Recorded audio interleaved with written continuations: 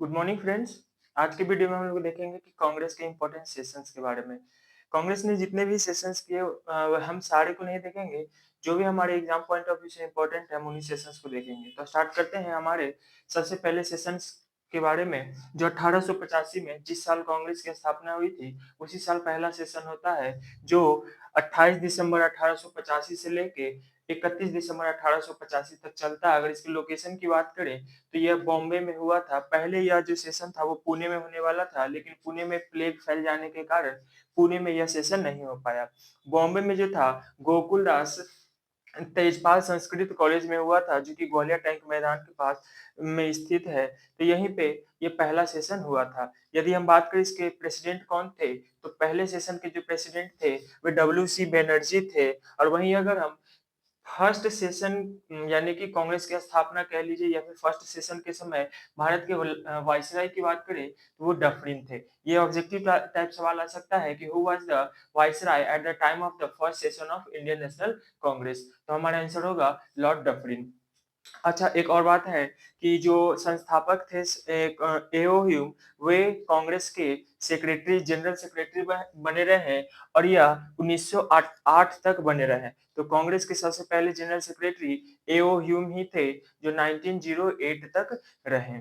अगर W C Banerjee की presidency की बात करें तो यह दो बार कांग्रेस के प्रेसिडेंट बनते हैं। सबसे पहला बार 1885 में और दूसरा 1892 में।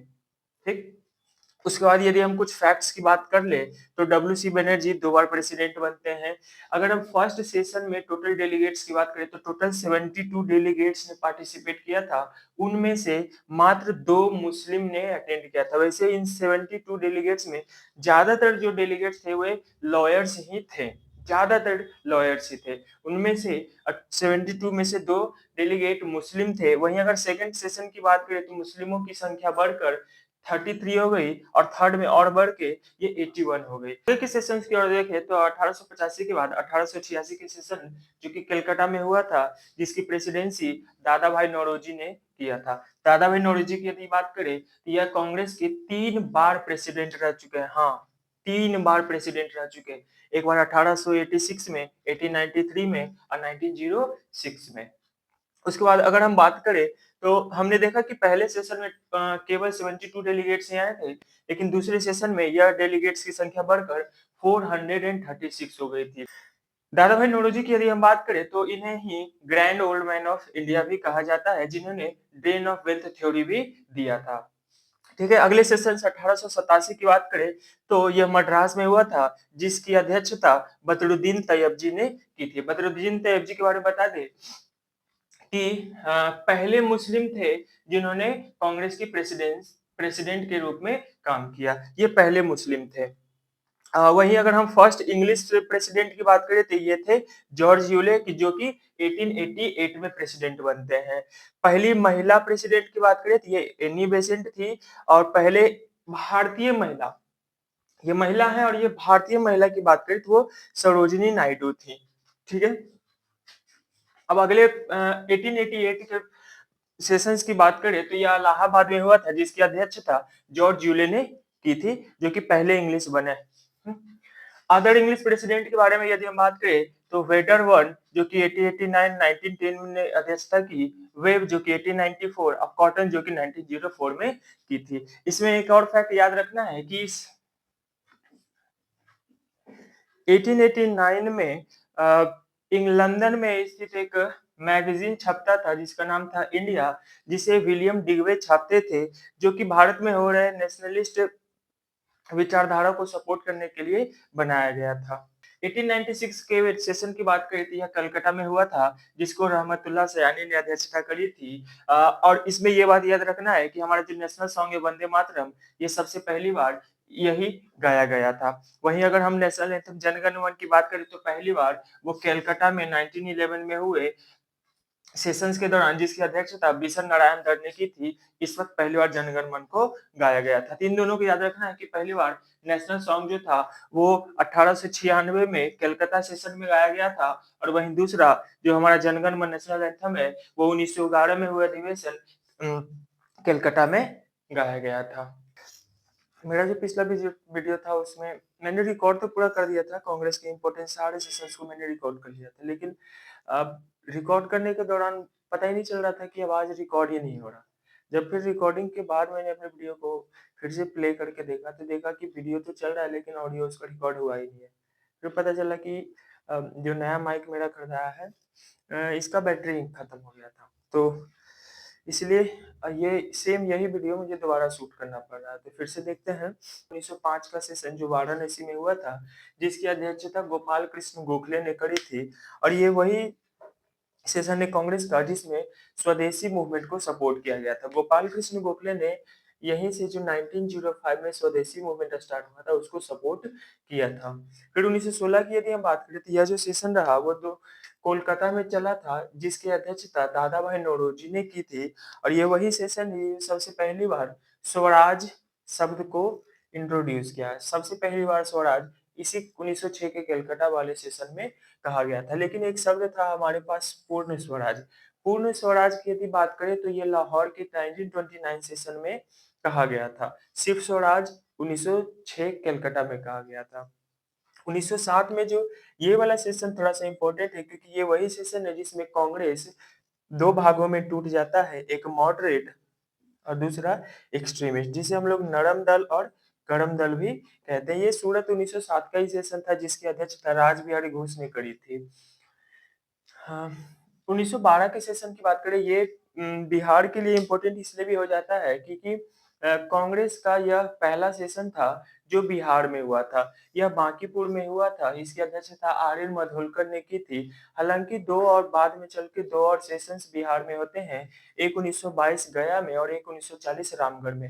हालाँकि रामगढ़ अब बिहार का पार्ट नहीं है लेकिन जिस वक़्त ये सेशन हुआ था उस वक़्त रामगढ़ बिहार का ही पार्ट हुआ करता था।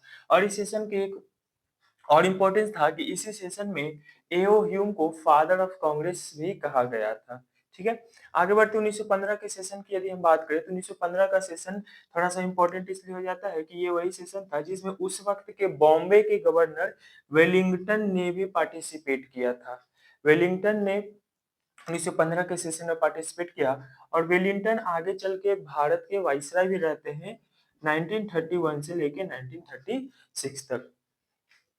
1916 का भी इम्पोर्टेंट हो जाता है क्योंकि 1907 के सूरत सेशन में जो कांग्रेस 2 भागों में बँट जाती है, वो 1916 के लखनऊ सेशन में वो वापस दोनों एक हो जाती है और इसी सेशन में कांग्रेस और मुस्लिम लीग भी एक साथ मिल जाती है।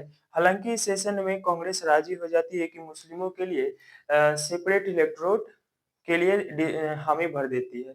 लेकिन दोनों साथ मिलकर काम करने के लिए राज़ी हो जाते हैं और ये वही सेशन है जिसमें बाल गंगाधर तिलक ने Swaraj is my birthright and I shall have it का नारा दिया था। चूँकि और इसकी अध्यक्षता एसी मजूमदार ने करी थी।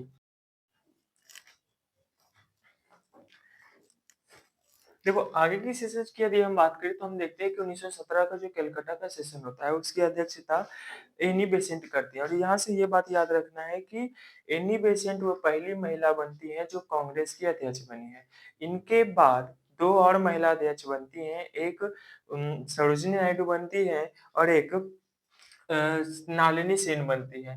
अगर हम सरोजिनी नायडू की बात करें तो वो 1925 के कानपुर सेशन में अध्यक्षता करती हैं। और एक और जीके यहाँ से ये याद रखना है कि सरोजिनी नायडू पहली भारतीय महिला थी जो कांग्रेस की अध्यक्ष बनी। एनी बेसेंट ओवरऑल में यदि बात करें तो पहली महिला अध्यक्ष एनी बेसेंट थी। लेकिन पहली भारतीय महिला वो सरोजिनी नायडू थी जिन्होंने 1925 के कानपुर सेशन में प्रेसिडेंसी की थी। उसके बाद 1933 के कलकत्ता सेशन में भी नलिनी सेनगुप्ता ने प्रेसिडेंसी संभाला था। 1919 के अगर हम अ, सेशन की बात करें तो ये अमृतसर में हुआ था और इसकी अध्यक्षता मोतीलाल नेहरू ने की थी और इसी सेशन में महात्मा गांधी के द्वारा आईवी सेन और एनसी केलकर को भारत के न्यू कॉन्स्टिट्यूशन के फॉर्मेशन के लिए चुना जाता है। 1920 के सेशन की यदि बात करें तो ये भी कलकत्ता में हुआ था और ये सेशन स्पेशल वाला था। ये एनुअल सेशन नहीं था, स्पेशल सेशन था और इस सेशन में नॉन कोऑपरेशन मूवमेंट का जो प्रपोजल था, उसे पेश किया गया और इसकी अध्यक्षता लाला लाजपत राय ने की थी। यहाँ से एक बात ये याद रखना है कि जो लाल बाल पाल ट्रायो था, लाला लाजपत राय, बाल गंगाधर तिलक और बिपिन चंद्र पाल, इन तीनों में मात्र लाला लाजपत राय ही कांग्रेस के प्रेसिडेंट बने, बाकी उन दोनों कभी नहीं बने। 1920 में यदि हम बात करें, जो ये कांग्रेस का एनुअल सेशन 1920 में 2 सेशन होते हैं, एक स्पेशल वाला और एक एनुअल वाला। स्पेशल वाले में नॉन कोऑपरेशन प्रपोजल को पेश किया गया और एनुअल वाले में उस प्रपोजल को एक्सेप्ट कर लिया गया और उसे पास कर दिया गया, जिसकी अध्यक्षता वीर राघवाचारी ने की थी और यह नागपुर में सेशन में हुआ था। और जैसा कि हमने अभी थोड़ा देर पहले ही देखा था कि बिहार में उस वक़्त के बिहार में टोटल 3 सेशन हुए। दूसरा सेशन जो था 1922 गया में हुआ था, जिसकी अध्यक्षता सी.आर. दास ने करी थी। उसके बाद एक और बात याद रखना है कि महात्मा गांधी भी कांग्रेस के एक बार अध्यक्ष बन चुके थे, जो कि 1924 के बेलगांव अधिवेशन में बने थे। महात्मा गांधी एक बार ही प्रेसिडेंट बने और उन्होंने कहा था कि आजादी के बाद कांग्रेस को बर्खास्त कर देना चाहिए, कि कांग्रेस पार्टी का जो काम था भारत की आजादी में, जब भारत आजाद हो जाएगा तो उसके बाद कांग्रेस पार्टी की आवश्यकता नहीं है देश को। उसके बाद 1929 के सेशन में, अभी हमने थोड़ा देर पहले देखा था कि पूर्ण स्वराज का जो सबसे पहला प्रयोग किया गया था, वो इसी 1929 के लाहौर सेशन में किया गया था, जिसकी अध्यक्षता जवाहरलाल नेहरू ने करी थी और पूर्ण स्वराज रिज़ॉल्यूशन को पास किया गया था। और इसी सेशन में पंडित नेहरू जी के द्वारा यह डिक्लेयर किया गया कि अब 26 जनवरी को स्वतंत्रता दिवस के रूप में मनाया जाएगा। 1931 के सेशन की यदि बात करें, तो यह कराची में हुआ था, जिसकी अध्यक्षता वल्लभ भाई पटेल ने करी थी और इस सेशन में फंडामेंटल राइट जो रिज़ॉल्यूशन था, उसे पास कर दिया गया था और ये वही सेशन था जिसमें गांधी जी ने कहा था कि गांधी मर सकता है, लेकिन गांधीवाद नहीं मर सकता। Gandhi may die but Gandhism may not. ये इसी सेशन में कहा गया था महात्मा गांधी जी के द्वारा। 1936 के सेशन की यदि बात करें, तो ये लखनऊ में पंडित जवाहरलाल नेहरू के प्रेसिडेंसी में हुआ था और इसी सेशन में पंडित नेहरू जी ने कहा था कि आई एम सोशलिस्ट।